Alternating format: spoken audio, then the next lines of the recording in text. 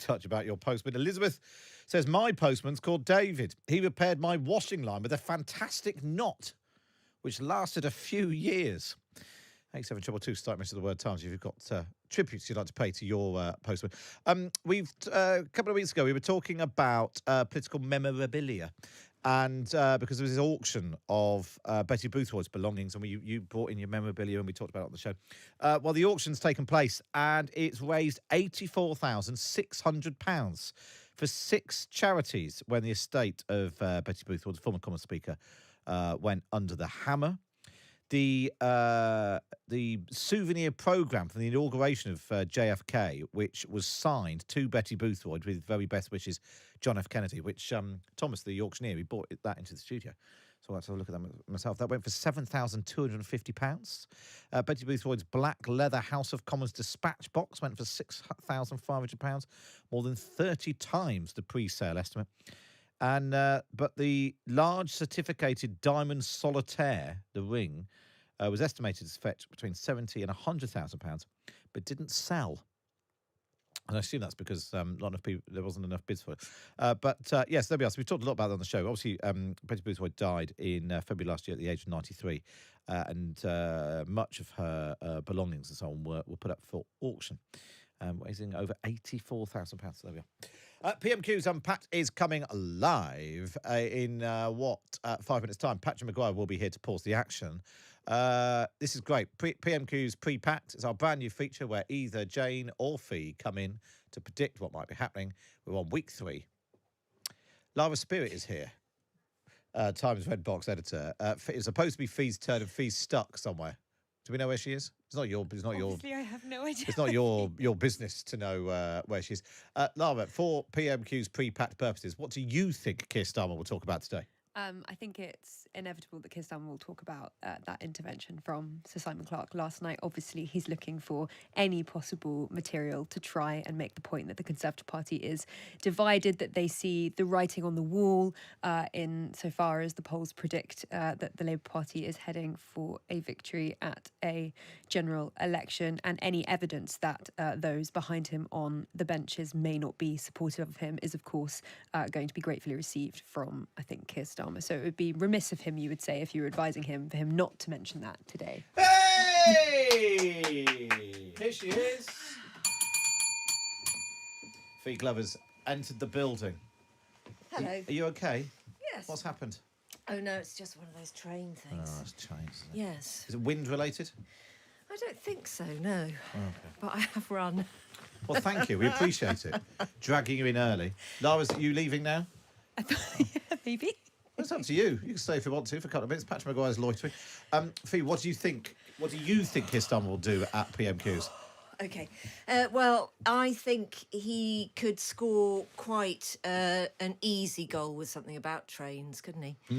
Because of all, I mean, you couldn't. This is what we want. This is what you coming in with your personal gripes and hoping they come at PMQs. Why was the 10:52 cancelled this morning? It's like our health slot, which I think is going to become entirely about ailments that Jane Garvey's family is suffering from. So, no, the rail thing, because it was the great ticket giveaway thing, wasn't it, this week, which was just dreadful. I mean, it is a blight on people's lives when they can't rely on public transport. Last night, my normally 12-carriage train had 4 carriages. Oh, that's not enough, is it? Not enough. I mean, that's just one for you, one for your ego, one for your talent. Unbelievable. I know. I've only been here a year, Lara. No. Somebody's just texted in, Matt, you're so bloody mean to Laura.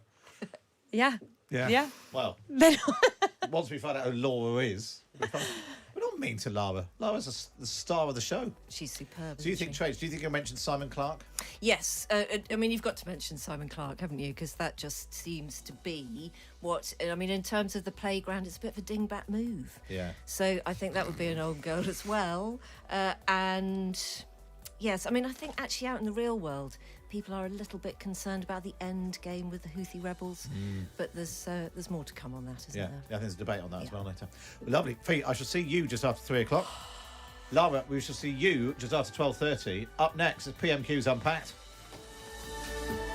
On DAB Digital Radio, on the Times Radio app, and on your smart speaker. Politics from every angle. Times Radio. It's 12 o'clock. I'm Matt Chorley. This is Times Radio. In a moment, PMQs Unpacked live on Times Radio and on the Times Radio YouTube channel. But first, a look at the headlines this lunchtime. At least 70 people have died in a plane crash in Russia near the border of Ukraine. The Russian Defence Ministry is saying 65 of them were Ukrainian prisoners of war who are going to be exchanged, although that is unconfirmed. The Home Secretary said he could not disagree more with Sir Simon Clarke when he said the Prime Minister should go. James Cleverly says an internal argument would be foolish and an open door for Labour. Ofcom has told the Royal Mail that it must modernise and possibly reduce the number of days it delivers letters.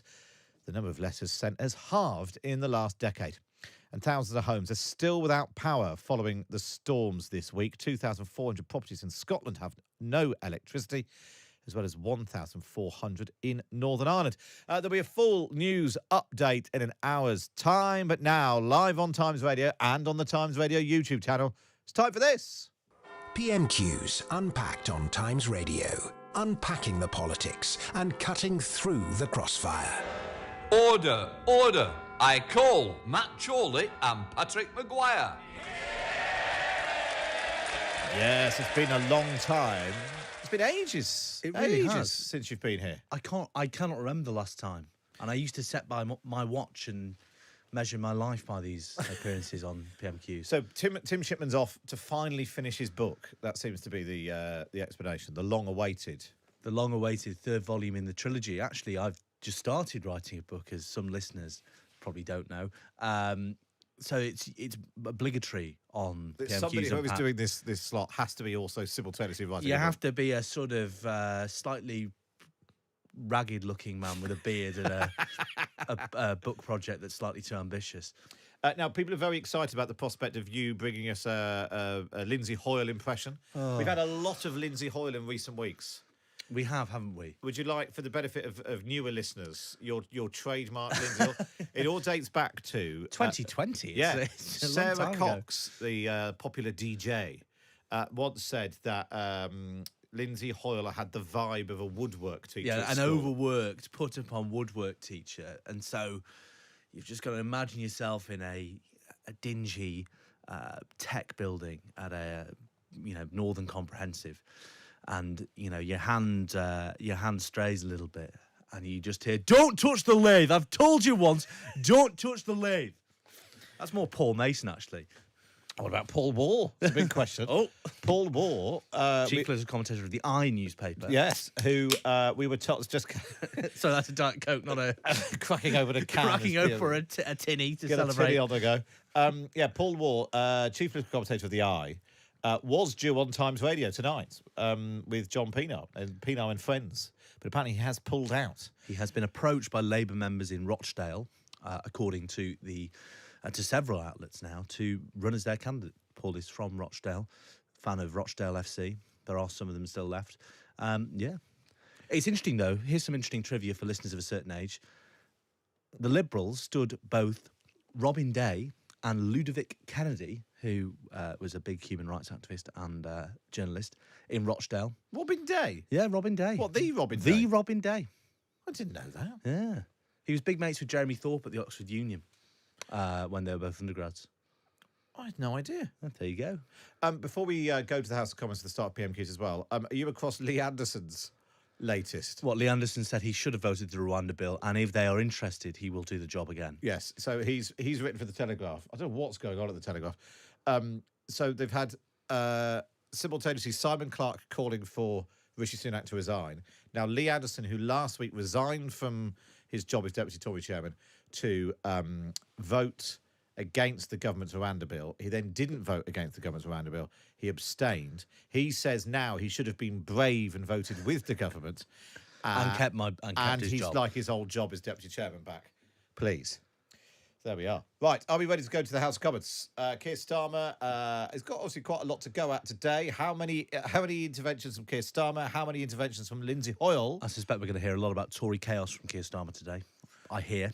Is that what the line? The word on the grapevine. Right, here we go then. Let's go live to the House of Commons. This is question number 1 from Keir Starmer.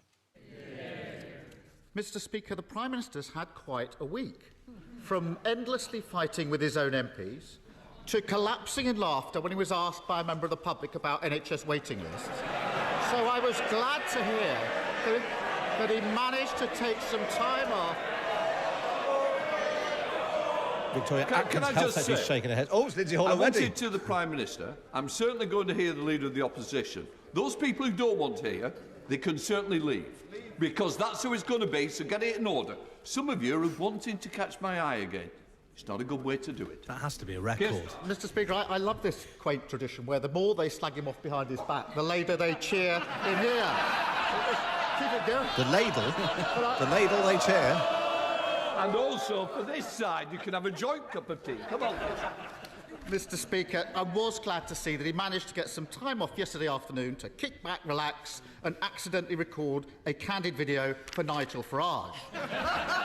The only thing missing from that punishing schedule is any sort of governing or leadership.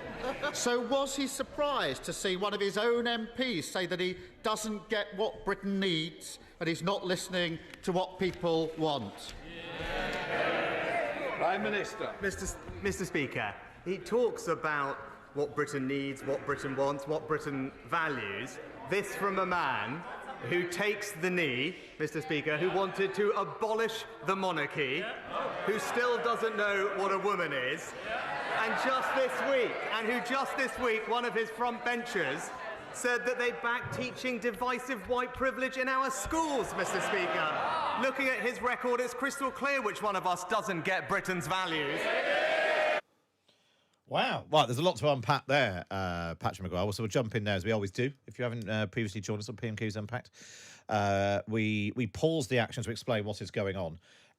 Now, to completely rewind, what triggered Keir Starmer being interrupted by Lindsay Hoyle was his reference to the laughing at the face of NHS waiting lists, because there was this video that was posted online last week, but all was not what it seemed. Not as it seemed, because it was a video taken by an off-duty Sky News cameraman. I love the idea that if you're a Sky News cameraman, you carry your warrant card, just in case you need to film something. You could perform a citizen's video clip. Well, that is exactly what happened. The Prime Minister was on a walkabout. He was talking to a member of the public about waiting lists, an elderly woman who was talking about her daughter's experience of NHS waiting lists.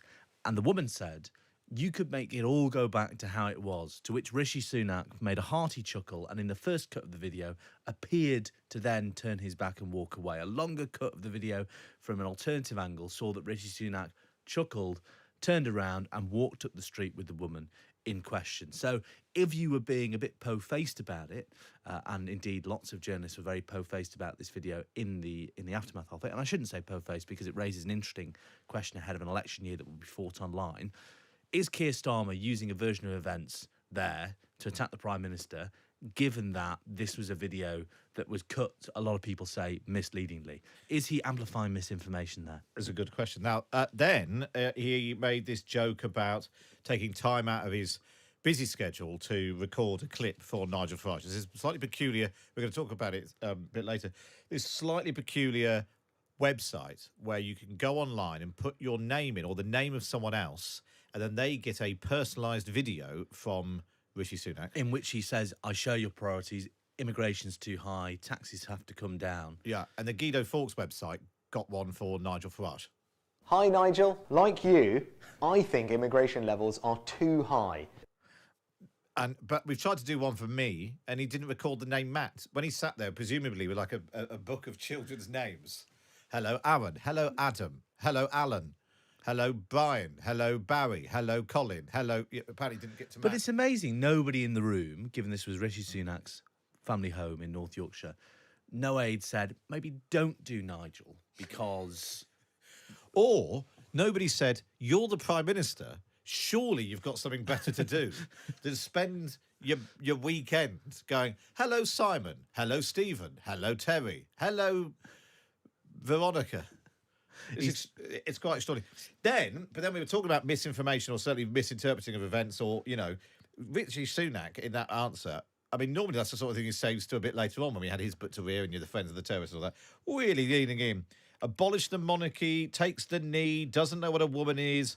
Somebody wants to teach white privilege. That's proper old school dirt throwing, isn't it? Well, yeah, the kindest thing you could say about that line is that the Tories know how they want to attack Keir Starmer. That's not to cast any judgment on its effectiveness or likelihood to move the polls, but we have had, over the past couple of weeks, a very clear line of attack from Rishi Sunak on Keir Starmer, which is to say you're a lefty lawyer who sides with people who contravene British values in X number of ways, be that on culture or on national security. The problem is, in the week where Keir Starmer has thrown his arms around the RNLI and the National Trust and, you know, is at any given opportunity pictured in camouflage fatigues with British troops, it's trickier to make that stick. Yeah, well, we'll see. I mean, if we're already there at this stage, who knows we're going to be after 6 questions. Let's go back to the House of Commons. It's PMQs Unpacked. Question 2 from Keir Starmer. Mr. Speaker, he spouts so much nonsense, no wonder they're giving up on him. And even now, as his government crumbles around him and his own MPs point out he's out of touch, got no plan for growth, crime or building houses, the Prime Minister is sticking to his one-man Pollyanna show. Everything's fine. People should be grateful to him. The trouble is, no one's buying it. Does he actually understand why his own MPs say he doesn't understand Britain and that he is an obstacle to recovery? Prime Minister. Again, Mr. Speaker, he calls it nonsense, but these are his positions, Mr. Speaker. Right? And he doesn't want to talk about it, but this is the facts. He chose to represent a now proscribed terrorist group, Mr. Speaker.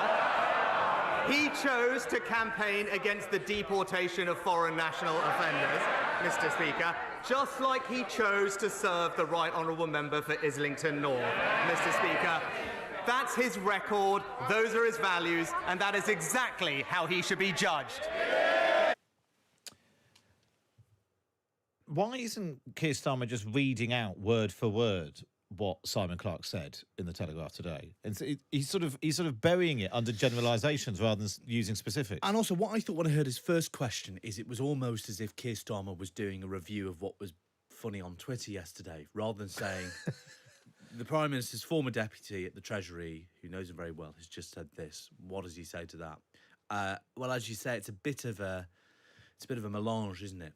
I thought it was interesting, again, that rejoinder from Rishi Sunak, by the way, attacking Keir Starmer on his legal career. I wrote about this in the Times a couple of weeks ago and shared the maybe surprising view of some people in Keir Starmer's inner circle that they have all the rebuttals to this day need, that it won't wash with the public. Not a view university shared at the top of the Labour Party. Shadow Justice Secretary Shabana Mahmood thinks it's very silly that the Labour Party make a lot of his record as a lawyer, because you set yourself up for these attacks if you say I'm Mr. I prosecuted X or did all of the things you like. Inevitably, they'll come back with that. But yeah, you'd expect to hear a little bit more direct attacks. Yeah. From Keir You've Starmer got material there. Read out what a former cabinet colleague has said about the Prime Minister today.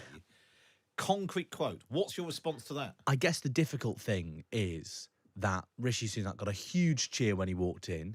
You had basically the entire parliamentary Conservative Party, including natural allies of Simon Clarke, on the right, lining up on WhatsApp last night to say this is stupid. So you don't want to galvanise them necessarily. Yeah, so you don't want to say, what do you think of Simon Clarke, and have the entire mass of Tory MPs say he's a moron. Yeah. Lots of you getting in touch saying, where's the question, says Lee. It's a good point. I thought, what did he actually say? Does he understand why his own MPs say he doesn't understand Britain, was the last question. Who's the nodding person on Sunak's left? We'll have a look at that. I think that's Victoria Atkins, the Health Secretary. My favourite bit of reaction so far is Tom's been in touch. Says, I never miss PMQs Unpacked on the YouTube, but I always mute the sound when the politicians are talking in brain because I can't stand it anymore. So I just listen to your commentary, even though I don't really know what you're commenting on. Why not? We'll take it. If you want to watch along, you can watch along on the YouTube channel. Just go to the YouTube, search Times Radio. We are live there right now. Patrick Maguire's with me. Let's go back to the House of Commons. Question number 3 from Keir Starmer. Mr. Speaker, in 2008, I was the Director of Public Prosecution, putting terrorists and murderers in jail. He was making millions betting on the misery of working people during the financial crisis. And we've seen this story time and time again with this lot. Party first, country second, safely ensconced in Westminster, they get down to the real business of fighting each other to death. The country forced to endure their division and chaos. The longest episode of EastEnders ever put to film. Meanwhile, this week we discover that Britain is going to be the only major economy that no longer makes its own steel. That the government is handing out £500 million to make 3,000 steelworkers redundant. And that the parents of thousands are being told that his free childcare promise is nothing but a mirage. Isn't he embarrassed that the Tory party is yet again entirely focused on itself? Mr. Speaker, there's yet more sniping from the sidelines. Yeah,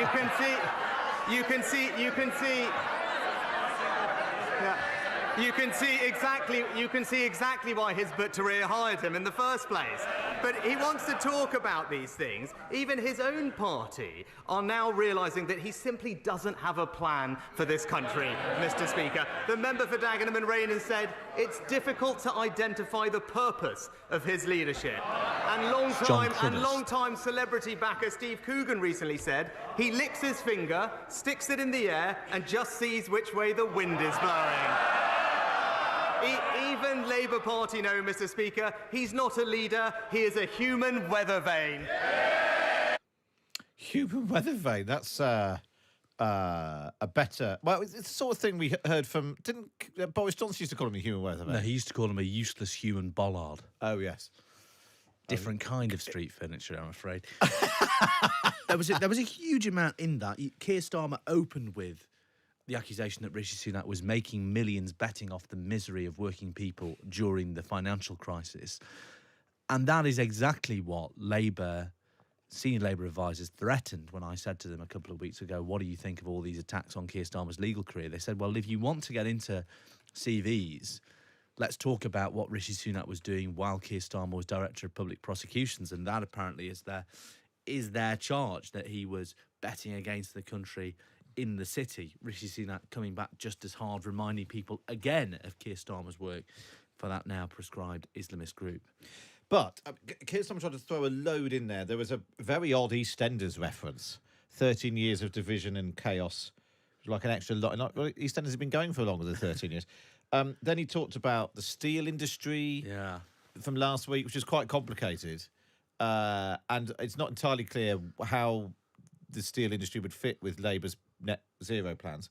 Then the childcare policy, which is an interesting, area to go at, and the fact that, as a flagship policy, which is quite popular, but doesn't seem to be working. But then it all sort of just gets lost in sort of mush. Yeah, I mean, within that question, there were probably 6 questions that you could have strung out. Weirdly, I thought, in line with what you were saying earlier about Keir Starmer's failure to use the Simon Clarke thing as effectively as he could have done, I think you had a very good example of quoting words at people directly and pithily from Rishi Sunak there, quoting the words of John Cruddas, the senior Labour MP and former policy chief of the party, saying Keir Starmer basically doesn't have a philosophy, and of Steve Coogan, who, never a great fan of Keir Starmer, but big fan of the Labour Party historically, saying he just sticks his finger in the wind.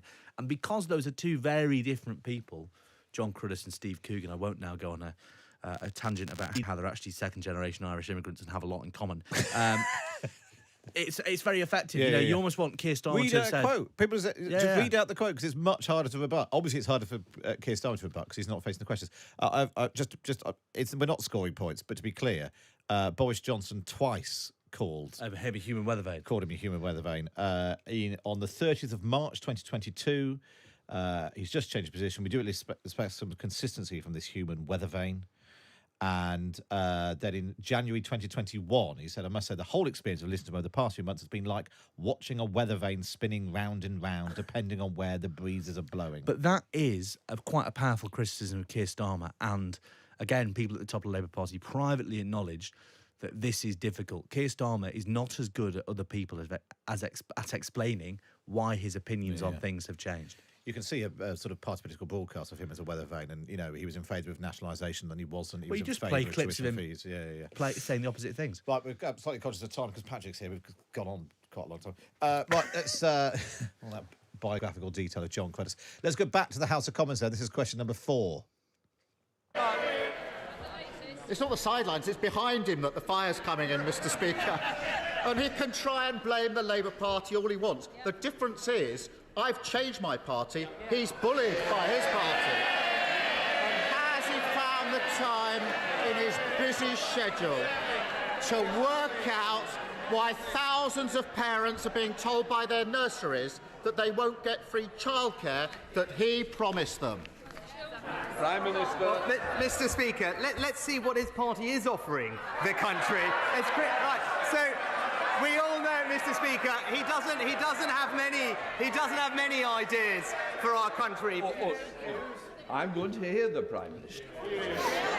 Well, he doesn't have many, but one thing we do know, Mr. Speaker, is that You don't want to push it, do you? Lindsay Hoyle again. Do you know that he's committed to his MPs. 2030 decarbonisation promise, Mr. Speaker, which they say will cost £28 billion. But I was reading about it this week. He says he's changed the party. One of his team called it an albatross hanging around their neck. That might have been the Shadow Chancellor, maybe, Mr. Speaker. But he said they're doubling down on it. All this ahead of a crunch meeting, we're told this week, for them to work out how they're going to pay for it. I can save them some time because we all know the answer. Higher taxes for the British people.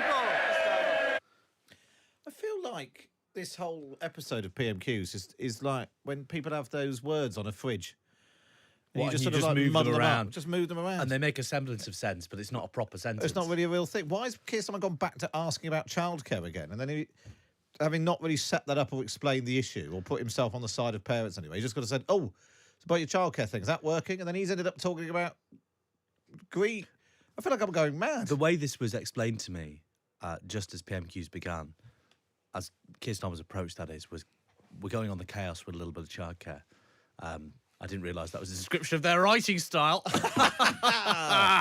Keir Starmer had a line there, clearly a line written to land like a soccer punch. I've changed my party. He is bullied by his. It's very close to I lead my party, he follows his, which Tony Blair landed against John Major in 1995. Not long up, well, about a year after he became leader, and all hell broke loose in the House of Commons. And actually, Betty Boothroyd had to intervene to calm things down. But if that was supposed to be the killer line, he completely fluffed it. He should have just quoted it directly. Yeah. Because he did during the budget recently, or was it a PMQs? Either way, he quoted John Smith on Norman Lamont saying Rishi Sunak was the man with the reverse Midas touch. Yeah. So he's not averse to quoting things directly, but maybe the delivery would have failed him anyway. But if that's the line you want to land, you need to lay the groundwork for it. Like, again and again, he's been bullied by, whether it's Simon Clarke or Lee Anderson or, his own cabinet, whatever. Build that up. He's been bullied. I've changed my party. I've got rid of Jeremy Corbyn. You're being bullied by You can't just drop that in anyway. I just have to say, political Twitter really likes it. Not that that's a measure of quality ever. In fact, quite the opposite. Well, because are they the same people breathlessly saying Rishi Sunak was going to be gone by the end of the day last night? Well, it's because they have all that knowledge at the forefront of their heads. If you're, but he delivered it really badly. People aren't going to be replaying that in 30 years. Hopefully, we won't have televisions in 30 years. We've had to sell them and eat them. Luke Little has eaten all of this. Sorry, that was random.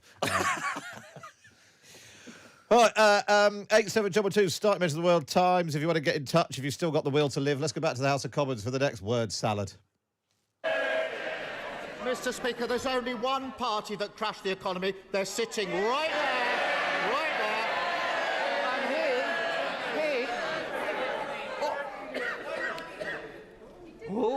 And it's Lindsay Hoyle again. You've had your question already. Obviously, you don't want to remain for the rest of it.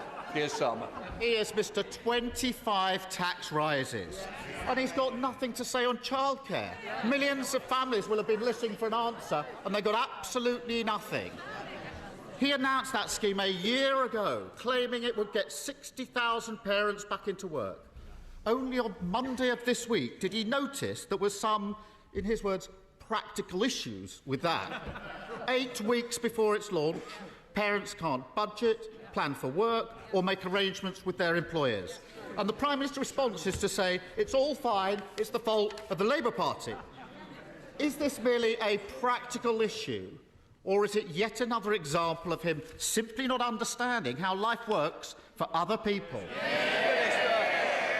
Mr. Speaker, we're delivering the biggest ever expansion of childcare in this country's history, Mr. Speaker. But while millions of parents will benefit from that, again, it's right that he should come clean with them about the cost that his plans will impose on all of them. He goes on and on about the Green Promise, Mr. Speaker. He says he wants to keep it. But he doesn't have a plan to pay for it. What he's really saying is he'll scrap the borrowing associated, but he wants to keep the £28 billion of spending. So, for all those working families who are benefiting from our free childcare, he should come clean with them now. Why doesn't he come clean with them now? Come clean with them now and just be clear, his plans mean back to square one and higher taxes for British people. I mean, all this reminds me. You know when we had Peter Dixon from the X Factor in? I think he basically just summed it up. What a ruddy word salad.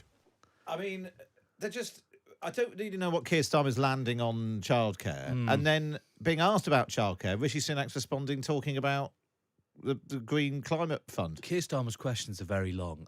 What I will say about Rishi Sunak is that you can see a through line to his answers, which is Keir Starmer doesn't share your values. His policies will bankrupt the country. He won't tell you he'll put up your taxes, right? You can at least discern an argument there, even if you might think it's tenuous or you might think it doesn't bear any resemblance to the world in which most voters live. It is a sort of coherent political attack. I'm not really sure you can say the same of Keir Starmer's. I guess you could say, look, while you're messing around in Westminster, here's what's going on in the real world, but it's not particularly sharp. Yeah. I suppose there's also a risk with this childcare thing, because it's only just coming in. If you bang on about it too much, what you're actually doing is advertising the government's massive expansion of childcare.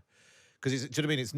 It's not a sort of existing thing, which it's not like rack concrete in schools or whatever, where it's a sort of culpability problem. You're just actually advertising that there are some teething troubles with the rollout of a major new expansion policy. I mean, obviously, you look at the polls, Labour 20 points ahead, maybe this stuff doesn't matter. But in the heat of a general election campaign, if the Labour Party can't form a coherent message on the day that a former cabinet colleague's called for the Prime Minister to resign and he's got in this pickle, yeah. And it goes to show the Tories are not going to go down without a fight, and they have got, they think, sufficient dirt and attacks on Keir Starmer to try and make it stick. Somebody just Harry in London says PMQs used to be at least entertaining. They're trying to be as naff as possible so that people will decide to get rid of PMQs altogether. Well, what will Patrick Maguire and I do on Wednesday lunchtime if that happens? Probably have lunch. Could probably go for lunch. Yeah, we could do. Let's go back to the House of Commons then with a sense of grim inevitability. This is question number 6 from Keir Starmer. Mr. Speaker, making steelworkers redundant and failing to provide childcare is not a plan, Prime Minister. It's a farce. It's a farce. And he may soon discover that with childcare, there's an IT problem. Nurseries haven't got the spaces. They haven't got the staff. There's a black hole in their budget, and it's 8 weeks to go. That isn't a plan. And families across the country, well, they can laugh all they like. Families are making plans now. They laugh at it, of course they do. Families are struggling with a cost of living crisis, trying to work out the household budget, balancing spiralling mortgages, prices and eye-watering bills. And then at the last minute, they're thrown into chaos because their nursery says they can't deliver the free childcare he promised. Now, he calls that a practical issue. Quite long. But I preferred the honesty of whichever of his colleagues briefed to the Times that it was, and I quote, a complete shit show. Who was it who briefed that to the Times? Hands up. Will the Prime Minister finally realise... Well, obviously, I'd like to apologise. I'll decide how long the question goes. Those who wish not to hear it, I've told you the answer, and I'll help you on the way. Keir Starmer. When will the Prime Minister finally realise that the biggest practical issue facing Britain is the constant farcical incompetence of the government that he leads? Prime Minister, Mr. Speaker, Another week with no ideas, absolutely no ideas as country, and absolutely no plan. He talked about the cost of living, Mr. Speaker, he talked about the economy, but he never actually brings it up, and we all know why, Mr. Speaker, because things are improving and we are making progress.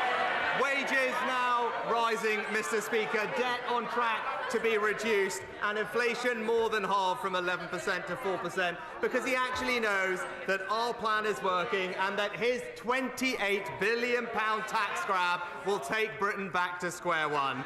And that, Mr. Speaker, is the choice. It's back to square one and higher taxes with him, or a plan that's delivering a brighter future with the Conservatives. Right, obviously, we'd like to begin by apologising for the potty mouth of the leader of the opposition. Is that a bit beneath the dignity of the man running to be Prime Minister? I think it has to be used sparingly, and he's sworn twice in this session, which might be a little... What was the other one? Oh, I can't remember now. Well, let's not repeat it. So this was a source in the Times he was quoting from the weekend. Saying that September is going to be an absolute show. A Whitehall source says there's going to be parents that just don't get their places. I don't understand. Why is he trying to marry together steelworkers and childcare? Just go on childcare. Loads of people are worried about it. There were kids. We were told somebody with the Bernardo said it. There's a lobby of young people in Parliament today. Lobbying politicians. I think what Team Starmer would say to that is we are trying to make an argument about working people, be they steelworkers in Port Talbot or working parents wherever. I mean, I can see what they were trying to do, but it wasn't particularly well done. The questions were very long. They reminded me a little bit of Jeremy Corbyn at his most prolix. Yeah. You know, maybe they'll work well on social media when, you know, the kids are on the bus home vaping and watching Instagram reels of Keir Starmer smacking down Rishi Sunak. Anyway, enough about how I spend my evenings. You do have to... But, I mean, it's an interesting question. I mean, Labour are 20 points ahead of both. There's no getting away from that. In the heat of a general election campaign, a TV debate where, particularly if it was a head-to-head one, which apparently they're both committed to doing, if that was played out, if that sort of nonsense was played out in front of millions of people rather than however many people are watching, and lots of people seeing Keir Starmer for the first time, if he carries on like that, he will literally knock points off his... No, exactly. And that is what some senior Labour people are worried about. The difficulty for Rishi Sunak, you know, as I've said a couple of times, his attack lines are well honed. They are consistent, they're punchy. The problem is they bear no resemblance, or you can't advance those arguments as the leader of a party which is tearing itself apart, which was told to unite by its campaign manager last Monday and is now spending, you know, its days putting nonsense polling on the front page of the Daily Telegraph and calling for him to resign. So, oh, God. Dave says, I wish you wouldn't swear, no need for it. I often watch this with my young son. He needs to up his game if he wants to be seen as a future PM. Doubt Blair would swear like that. There we are. Sunak can't answer the questions because he never listens, says John. If you want questions and answers, watch appearances before select committees. PMQs is Punch and Judy. It has been for years. There we are. Well, there we go. It's going to be a long old year, isn't it? Right, up next, Lara Spirit's been watching the backbench questions, the best of the rest, so that we don't have to. Any good, Lara? Yeah, they were brilliant. They were brilliant. High drama. Wow, stay tuned for that. Lara Spirit's next on Times Radio. Politics without the boring bits. Matt Chorley on Times Radio. You know what it's like when you're on that hot new celeb socials and she's got a hotter bag but hasn't tagged where it's from? Ugh. Well, the new Samsung Galaxy S24 Ultra can help. Just draw a circle around anything on the screen and boom, circle to search with Google, we'll find it online. Who's the hot one now, eh? Epic Search is here.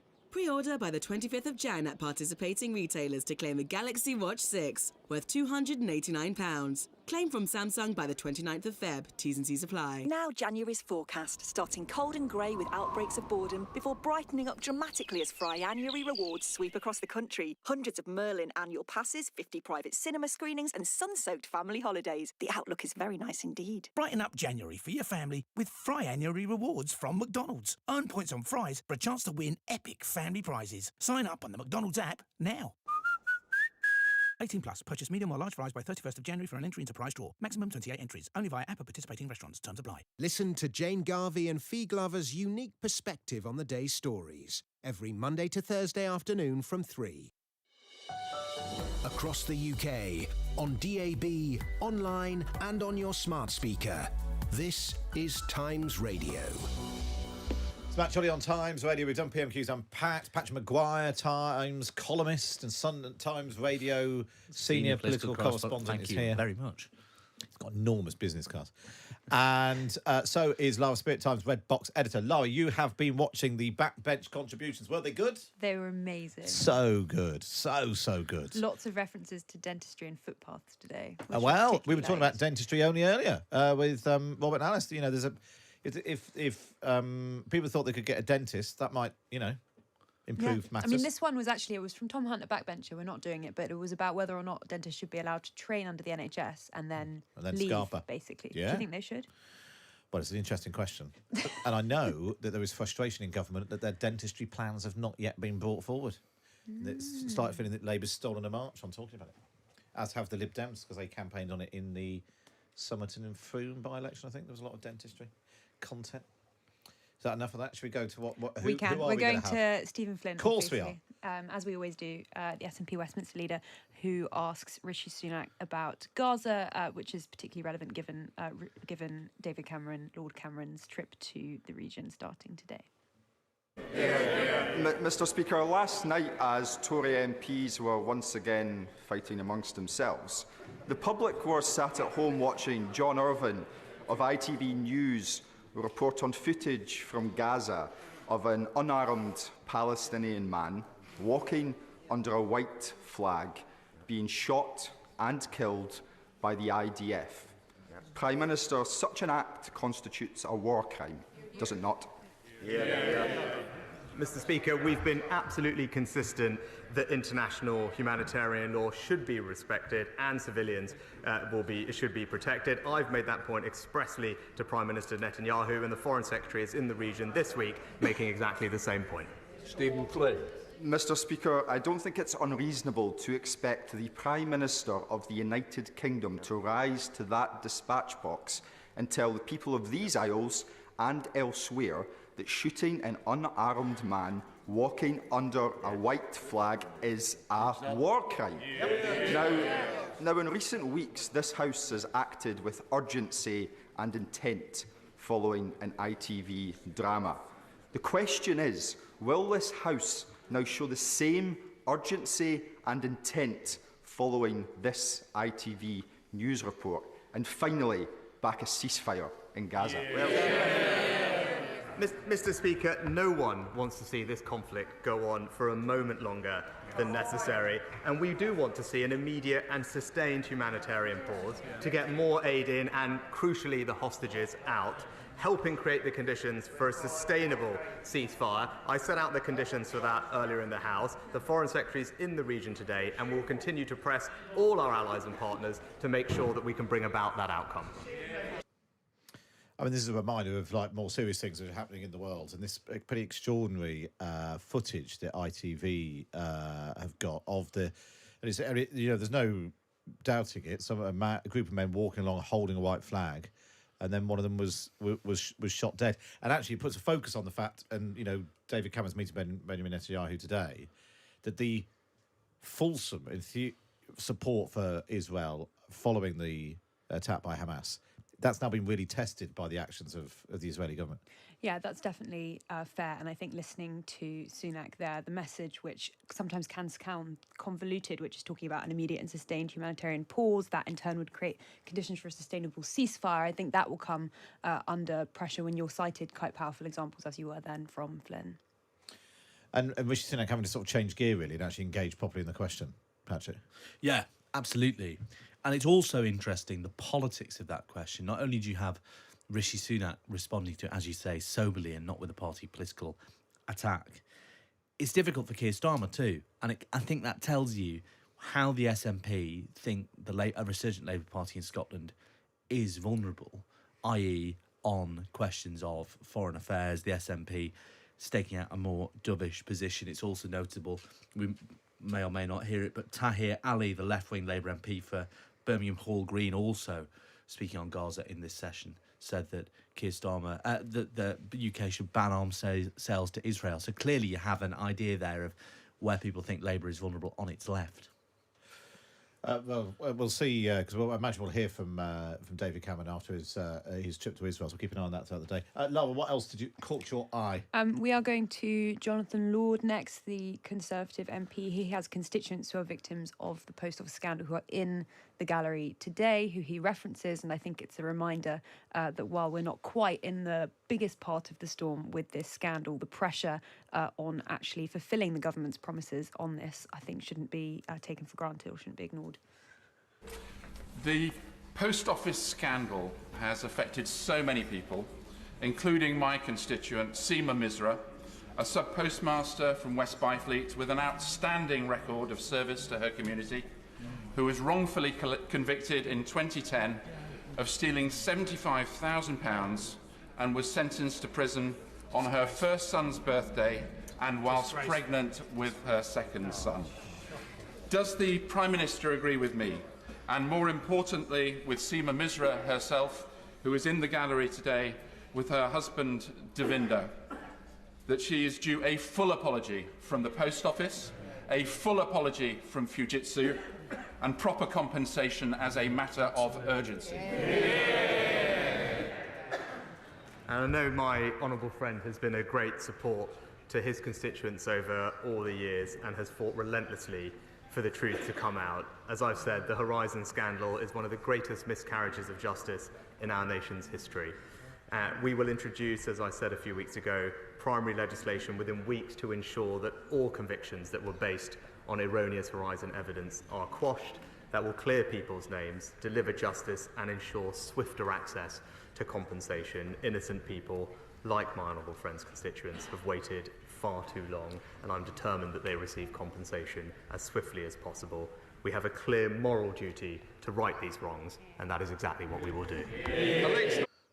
And normally you're not supposed to, I mean, there's a technical point, you're not supposed to refer to people in the gallery, but Keir Starmer, actually, you're not literally playing to the gallery, but Lindsay Hall obviously let that one go. And actually, it's an example of MPs using pressure at PMQs to keep the focus on this story, which is slightly at risk of dripping out of the news agenda again. Yeah, and it was interesting that question could have been posed in pretty similar form before that major announcement from the government. He didn't really reference any progress having been made by the government, despite obviously sitting behind Rishi Sunak on the Conservative benches. So I thought that was interesting, that there wasn't even reference to there having been this big, bold promise. There was just a sense of there still being justice yet being delivered. And actually, Rishi Sunak's response was a bit like the thing he said a couple of weeks ago. Well, it's just a sort of boilerplate. It's all very sad. It's all very sad. Let's get going. I'm doing my sad voice. Incidentally, I think that's the first time I've ever heard Jonathan Lord speak. He's a very inconspicuous Tory backbencher. Never held any government job of any kind at all, despite being an MP since 2005. I've always wondered what he sounds like. There we go. Well, thank you for that. It's a dream fulfilled. If nothing else, I've made Patrick's day. You've made Patrick's day. It's a really high bar. Patrick, you're gripping your phone. Are you being briefed? Can I be completely honest with you? Yeah. I saw that it might be Burns night, so I was checking if they had haggis on in the terrace cafeteria, which they do. It's Burns night tomorrow. I know, but well, they have haggis, neeps, and tatties on in Parliament, which is what I'm going to do. So in due course. Yeah. Well, thank you for that, Patrick. There was me thinking you might be on, got Team Starmer on the blower. If only. Labour MP said they didn't watch PMQs, someone whose judgment I trust. Civil servant says today's instalment of PMQs is funny.